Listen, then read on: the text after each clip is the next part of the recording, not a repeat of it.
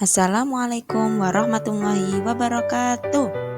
Hari ini mari kita belajar tentang hakikat konsep pembelajaran IPS, MI atau SD.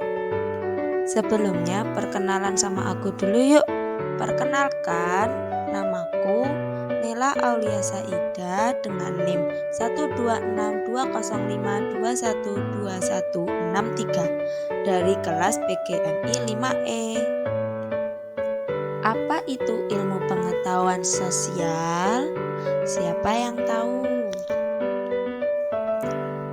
Pengertian ilmu pengetahuan sosial adalah menurut Muljono Cokrodikardjo mengemukakan bahwa IPS adalah perwujudan dari suatu pendekatan interdisipliner dari ilmu sosial.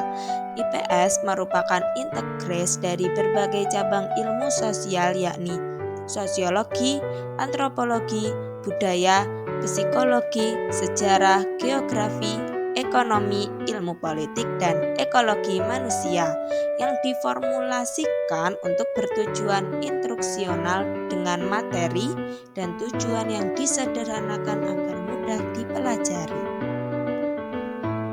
Apa sih IPS dalam konsep pembelajaran? Adapun konsep dalam teori pembelajaran IPS yang perlu dipahami oleh pendidik loh. Yang pertama, konsep dalam teori kognitif. Yang kedua, konsep dalam teori behavioristik. Yang ketiga, konsep dalam teori humanistik. Adapun penjelasannya sebagai berikut. Yang pertama, teori kognitif dapat diwujudkan untuk merancang atau memodifikasi materi pembelajaran, tujuan pembelajaran, serta metode pembelajaran. Selanjutnya, teori behavioristik, yaitu proses perubahan tingkah laku, di mana menjadi stimulus untuk merangsang pembelajar dalam berperilaku. Sedangkan teori humanistik adalah pendekatan terhadap pengalaman dan tingkah laku manusia yang memusatkan perhatian pada keunikan dan aktualisasi dari manusia.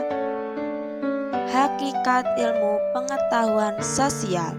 Menurut Ahmad Susanto, hakikat IPS adalah untuk mengembangkan konsep pemikiran yang berdasarkan realita kondisi sosial yang ada di lingkungan siswa, sehingga dapat memberikan pendidikan IPS diharapkan dapat melahirkan warga negara yang baik dan bertanggung jawab terhadap bangsa dan negara.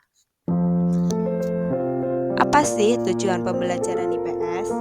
Yang pertama, memiliki kesadaran dan kepedulian terhadap masyarakat atau lingkungannya melalui pemahaman terhadap nilai-nilai sejarah dan kebudayaan masyarakat.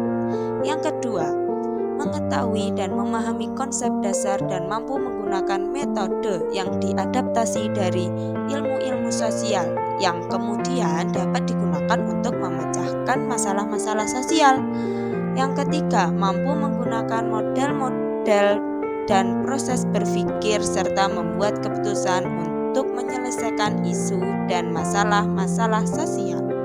Selanjutnya, yang keempat, menaruh perhatian terhadap isu-isu dan masalah-masalah sosial, serta mampu membuat analisis yang kritis. Selanjutnya, mampu mengambil tindakan yang tepat.